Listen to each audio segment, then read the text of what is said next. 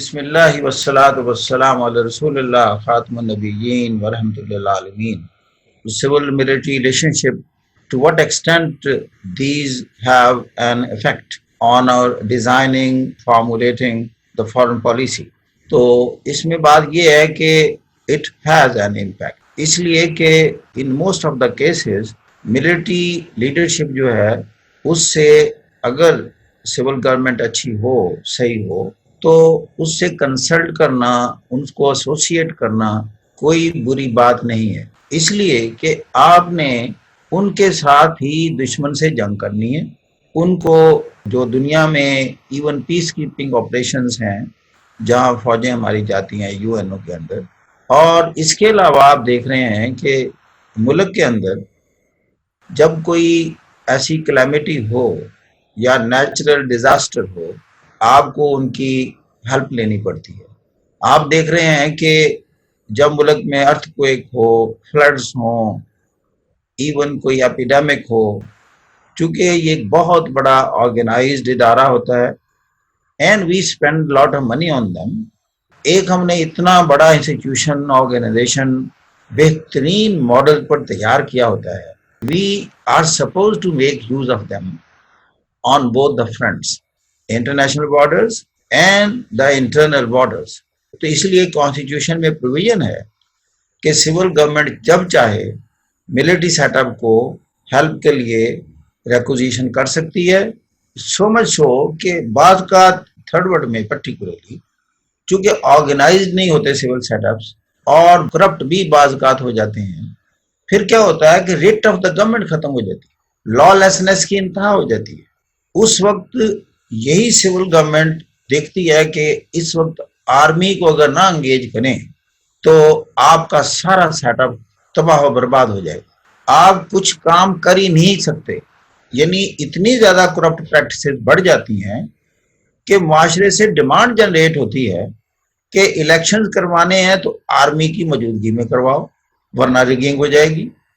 Army کے بندے اگر کھڑے ہوں گے پولنگ بوتھ اور پولنگ سٹیشنز پر تو کوئی بیلٹ باکس نہیں اٹھا کے لے کے جائے گا، یا ایون بیلٹ باکسز پہنچانے ہیں آپ نے پولنگ سٹیشنز پر تو آرمی کی اگر گاڑی ساتھ ہوگی تو رستے میں کوئی انٹرفیئر نہیں کرے گا، ورنہ اینموں کا نہ بیلٹ باکس ہی اٹھا کے لے جائیں. In Karachi this happened. Keeping in view all these things, you start requisitioning the services of the army setup. You please assist us. بتائیں، خود بھی ہماری ڈیمانڈ ہوتی ہے. پھر سو جب ٹیررزم بڑھا پاکستان میں اور سول حکومتیں فیل ہو گئیں، بالآخر یہ آرمی پبلک سکول میں جب اٹیک ہوا، اتنے بچے مار دیے گئے، بے شمار لوگ مر گئے، کئی پولیٹیشین مر گئے. جو سول حکومت تھی ہیلپ لیس ہو گئی. اٹ مینس کہ they can't even protect themselves against the terrorist organizations. Ultimately what happened, یہ سول جب اوائڈ کرتی رہی اتنا عرصہ کہ آرمی کو انوالو نہ کرو ان کو ڈیل کرنے کے لیے، پھر مجبوراً ان کے حوالے کرنا پڑا یہ شعبہ، اور ملٹری کورٹس بنائی گئیں کہ یہ سزا دیں گی، ورنہ تو دوسرا سیٹ اپ جو جوڈیشل سیٹ اپ ہے ہمارا وہ اتنا لینتھی پروسیس ہے کہ اس پر یہ کوٹیشن اور سینگ صادق آتی ہے کہ justice delayed is justice denied. پھر یہ ملٹری کورٹس بنی، فیصلے ہوئے، رزلٹ دیکھا. کیا ٹیررزم کا گراف وہ ہے اس وقت؟ نو. کراچی میں سالوں کے حساب سے ٹارگٹ کلنگ ہوئی، بتہ خوری ہوئی. Who was responsible? کس کی ذمہ داری تھی بتہ خوری ختم کرنا اور ٹارگٹ کلنگ ختم کرنا؟ It was the job of the civil governments. Civil governments مجبور ہو گئیں رینجرز کو طلب کرنے پر کہ کراچی کو رینجر کے حوالے کرو. اس وقت سے امن ہوا. ہمارا دارہ ہے آپ کے وابڈا میں چوری انتہا کو ہے. مجھے یاد ہے نواز شریف کے دور میں کافی عرصہ پہلے ملٹری کے لوگوں کو انگیج کیا کہ وہ میٹر ریڈرز کے ساتھ مل کر تو ریڈنگ نوٹس کرے اور جینوئنلی ریڈنگ نوٹ ہوں، گورنمنٹ کا ریونیو بڑھے. ملٹری کو ہم نے وابڈا کی میٹر ریڈنگ میں انوالو کیا. کیوں کیا؟ That is a big stigma on the face of the political governments. And a question, इसको कहते हैं helplessness, writ of the government का खत्म होना. और फिर अगर उनसे कन्फ्रंटेशन शुरू कर दें आप, इतना अच्छा ऑर्गेनाइजेशन जो आपके मुल्क की एडमिनिस्ट्रेशन को, मुल्क को काबिले हुकूमत करके आपके हवाले कर रहा है. जब कराची में रेंजर्स ने मामले बेहतर किए, आर्मी ने कराची को काबिले हुकूमत बनाकर सिविल के हवाले किया कि लो अब आप हुकूमत करो. आप मुझे ये बताएं, आपने अगर नेशनल पॉलिसी डिवाइस करनी है या इंटरनेशनल पॉलिसी बनानी है तो इस इदारे से बात करना ही पसंद ना करें, जो इतना स्ट्रांग इदारा है, जो इतना एक्यूमन रखता है. आप उसको इस काबिल ना समझे कि उसको एसोसिएट करें और कन्फ्रंटेशन डेवलप कर दें कि जी एक पेज पर नहीं है. आप देख रहे हैं कि इंटरनेशनल बॉर्डर पर उनके लोग जान दे रहे हैं. जिंदगी में सबसे अजीज चीज तो बंदे की अपनी जान है. कोई बंदा आपकी जान की कीमत लगाए तो आप मान जाएंगे कि आपको हर महीने इतनी तनख्वाह मिलेगी, but your life is at stake. Who is willing to join that service? एक होता है जी कि जी ये बात की हद तक है. क्या ये बात की हद तक है? लाइनें लगी हुई हैं और फिगर्स इतनी मौजूद हैं कि how many people they have sacrificed their life for the sake of this country. Siachen से लेकर वजीरिस्तान के महाज तक या तो कौन ना उनकी डेड बॉडीज नहीं आती, वो अलग बात है. आई एग्री कि हुकूमतों को टॉपल करने का इनके पास इख्तियार नहीं है, दैट इज रॉन्ग. लेकिन एक चीज मैं कहता हूं, स्पेस क्यों क्रिएट करते हो? कहते हैं जी that is an unconstitutional job.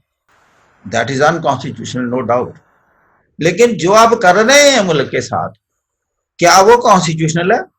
सारे मुल्क में पैसा जमा लूट खसूट करके और आपने रिच को रिचर कर दिया और पुअर को पुअर कर दिया. Was this a constitutional task for the civil governments?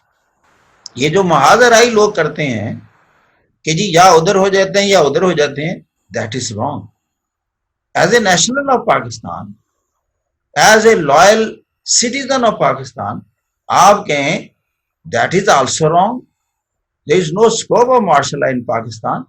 लेकिन इसके साथ ही इक्वली किसी भी सिविल गवर्नमेंट को ये इख्तियार नहीं है कि वो सारा मुल्क करप्ट लोगों के और टेररिस्ट के और क्रिमिनल्स के हवाले कर दे और उनके साथ पैचअप करके उनको भी रिच होने दे और खुद भी रिच हो जाए, और अवाम जो है ये 73 साल से हैंड टू माउथ हो. ना इनको तालीम मिल रही हो, ना इनको सेहत मिल रही हो, ना इनको सिक्योरिटी मिल रही हो. सारे इदारों से ये डर रहे हों. पुलिस इनकी करप्ट हो, वापडा इनकी करप्ट हो, स्टील मिल इनकी करप्ट हो, पीआई इनकी करप्ट हो, रेलवे इनकी करप्ट हो, और सारा का सारा आपसे टैक्स मुख्तलिफ तरीके से जीएसटी की शक्ल में आपको निचोड़ा जा रहा है और इनके खसारे दूर कर रहे हैं. कौन कर रहा है वहां सारे काम? आपके लगाए हुए एमडीज. कौन पीआईए चला रहा है? ये वही पीआईए थी जब ये एमिरेट्स अपने इब्तदाई दौर में थी तो उसको एक्सपर्टीज की जरूरत थी, तो पीआई को कहा कि आप हमें एस्टेब्लिश करके दें एमिरेट्स को. हम इस सतह पर थे, हमने एमिरेट्स को एस्टेब्लिश किया. खुद कहां गई? किस क्लाइमैक्स से नीचे आई है? अपनी गलतियां माननी चाहिए. ये मैनेजमेंट किसके पास थी? कौन पोस्ट करता है उसके एमडीज? कौन उसके इंचार्ज पोस्ट करता है? सारी दुनिया में इतनी एम्बेसीज हैं, इतने एम्बेसडर लगाए हुए हैं, अरबों रुपया का बजट है. क्या पाकिस्तान का इमेज बिल्डअप किया उन्होंने? आप कहते हैं फॉरेन पॉलिसी ऐसे डिजाइन करनी चाहिए. आप आज ही पाकिस्तान की सारी एम्बेसीज बंद कर दें, पाकिस्तान को कुछ फर्क नहीं पड़ेगा. इसकी कोई फॉरेन पॉलिसी नीचे नहीं आ जानी, कोई इसके फॉरेन एक्सपोर्ट्स के जो सौदे हैं वो खत्म हो जाने हैं. मैंने स्वीपिंग स्टेटमेंट दी इसलिए कि हम बैड गवर्नेंस में हैं. कितना खर्चा बर्दाश्त कर रहे हैं इतने इंस्टीट्यूशंस पर, whether the institutions are performing. आप स्पेस ना क्रिएट करें दूसरी ताकत के लिए. जुडिशियल एक्टिविज्म पर आ जाते हैं कि जी chief justice suo motu action ना ले, चीफ जस्टिस आपके मामलात में इंटरफियर ना करें. आप ये बताएं क्या उसने नाजायज इंटरफियर किया है? वो खराबी आप में नहीं है जो उसने पॉइंट आउट किया? آپ یہ کیوں نہیں کہتے ہمیں خرابی نہیں ہے، اس نے غلط پوائنٹ آؤٹ کی ہے؟ آپ کا پوائنٹ کیا ہوتا ہے؟ اس کا اختیار نہیں ہے، خرابی ہے لیکن اس کو اختیار نہیں ہے کہ پوائنٹ آؤٹ کرے اور کہے جی اس کو درست کرو۔ اپنے آپ کو درست کرنے کی بجائے آپ کسی کو یہ کہیں کہ ہم پر فنگر نہ اٹھائیں، یا یہ کہیں کہ اپنی خرابیاں دور کرو۔ پہلے آپ اپنے آپ کو درست کریں، اس کے بعد آپ دوسرے کو کہیں کہ بھائی صاحب آپ بھی اپنے آپ کو درست کریں۔ تو باقی سول ملٹری ریلیشن میں کہ جی یہ ایک پیج پر ہے، ایک پیج پر نہیں ہے، اور بھائی صاحب دوسرے پیج پر جانے کی ضرورت کیا ہے؟ اور دنیا میں فیصلے طاقت کر رہی ہے۔ اسرائیل کو کس نے اختیار دیا ہوا ہے کہ عربز کے آکوپائڈ ٹیریٹریز کو 67 سے آن ورڈ باقاعدہ اس پر پنجہ جمائے یو این او کے اگینسٹ؟ تو کس نے فیصلہ کیا؟ طاقت نے کیا ہوا۔ ایک کنٹری، یہ 5 پرماننٹ کی بات کر رہا ہوں، ایک کنٹری نو کہہ دے کوئی فیصلہ نہیں ہو سکتا۔ بتائیں یہ طاقت ہے، یہ ڈیموکریسی ہے؟ اس ایک کے ویٹو کے خلاف جنرل اسمبلی کی قرارداد کوئی معنی نہیں رکھتی۔ 150 ملک بھی کہہ دے اس کی کوئی ویلیو نہیں ہے۔ کیا ہے؟ افریقہ کے جنگلوں سے، غریب ممالک سے اتنے سلیبز ہنٹ کر کے فروخت ہوئے ہیں، ریکارڈ کی بات ہے، موجود ہے وہاں۔ اس کے پیچھے کیا تھی اخلاقیات؟ طاقت ہی تو تھی، اور کیا تھا؟ یونائٹڈ اسٹیٹس میں اوریجنل انہیبیٹنٹس جو ہیں وہ تو ریڈ انڈینز ہیں۔ کس کو اختیار تھا کہ کروڑوں کے حساب سے ان کو مار دیا جائے اور بعد میں حاکم ہو جائیں؟ کیا اخلاقیات اس کے پیچھے؟ اور ہوا کیسے کہ ان کے پاس تیر اور کمان اور تلواریں تھیں، آپ کے پاس گن تھی۔ they were no match to that۔ فیصلہ کس نے کیا؟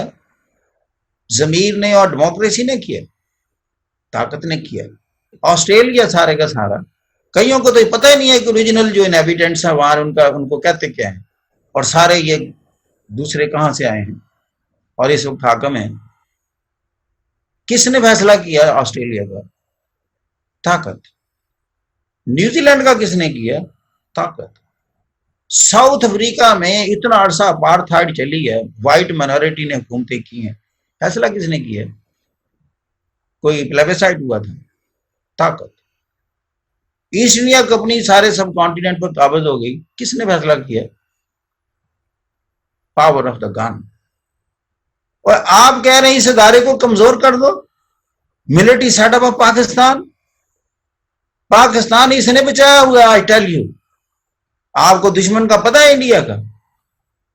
آپ کے پاس اٹامک بام نہ ہو، اتنا ملٹری سیٹ اپ نہ ہو، قربانی دینے والے لوگ نہ ہو، آپ کا خیال ہے تو وہ اس کی فوجیں ایڈوانس نہ کر چکی ہوتی کشمیر میں اور پاکستان میں؟ کیا ہے اسٹمبلنگ بلاک ان کے لیے؟ آپ کی تیاری۔